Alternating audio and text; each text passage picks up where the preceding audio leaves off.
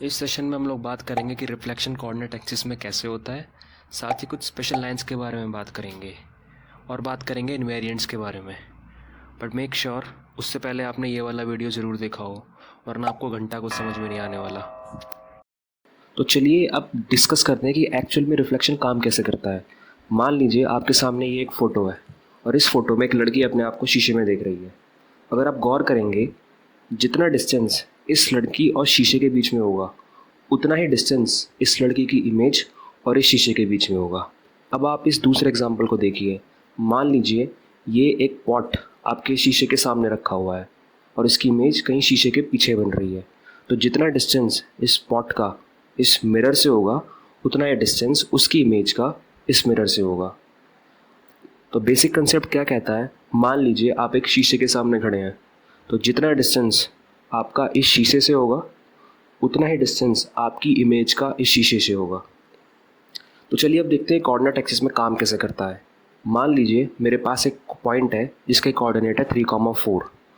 अब अगर मैं एक्स एक्सिस को एक मिरर बना दूं, मतलब अगर एक्स एक्सिस एक मिरर की तरह बिहेव करने लगे, तो इसकी इमेज बिल्कुल ठीक मिरर के पीछे, जो कि होगा यहाँ पे बनेगी।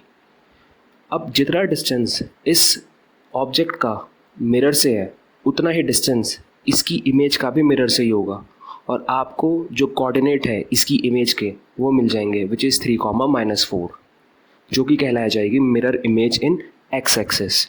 वहीं अगर मैं वाई एक्सिस को मिरर बना दूं, तो जितना डिस्टेंस इस पॉइंट का वाई एक्सिस से होगा, उतना ही डिस्टेंस इस पॉइंट का मिरर के पीछे वाई एक्सिस से बनेगा, which will be known as C-3,4, जो कि कहलाया जाएगी mirror image in Y axis.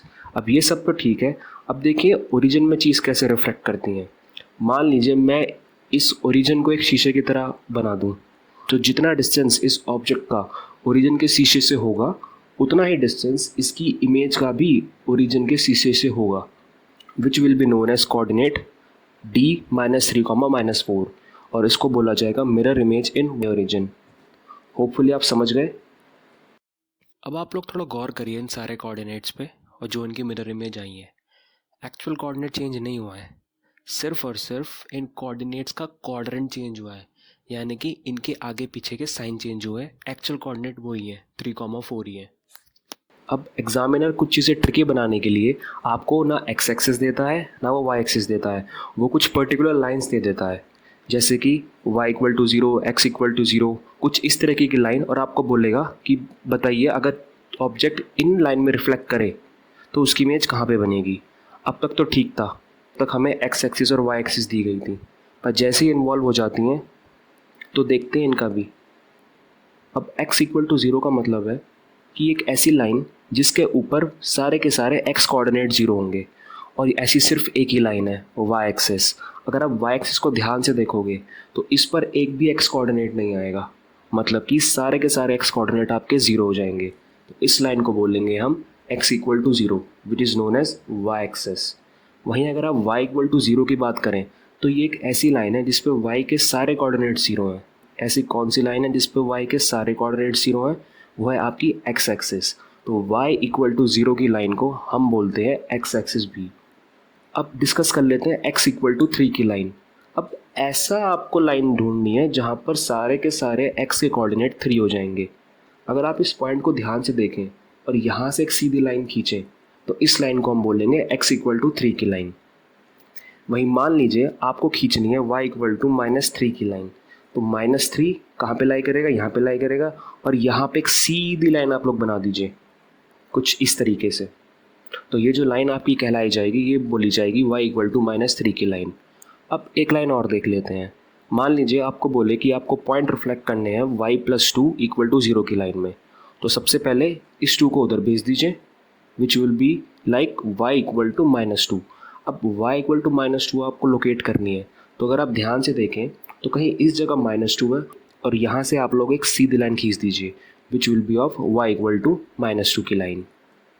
तो कुल मिला के जो भी आपको कोऑर्डिनेट बोले उसको मार्क करिए और वहाँ से एक सीधी लाइन आप लोग खींच दीजिए, तो आपको उस पॉइंट की लाइन मिल जाएगी। चलिए अब डिस्कस कर लेते हैं कि इनवेरिएंट्स क्या होते हैं।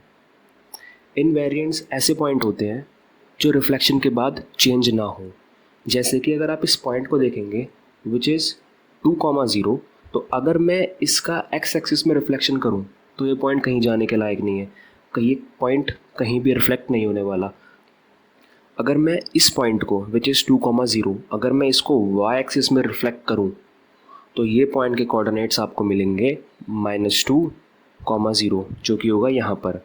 तो हम ये बोल सकते हैं कि ये जो पॉइंट आया आपका it is invariant in x axis, मतलब कि ये एक्स एक्सिस में चेंज नहीं हो रहा अंडर रिफ्लेक्शन। वहीं एक एग्जांपल और देखिए आप, मान लीजिए ये पॉइंट है आपका 4,0, तो अगर मैं ध्यान से देखूं और इसका रिफ्लेक्शन वाई एक्सिस में करने की कोशिश करूं तो इसका रिफ्लेक्शन नहीं होने वाला।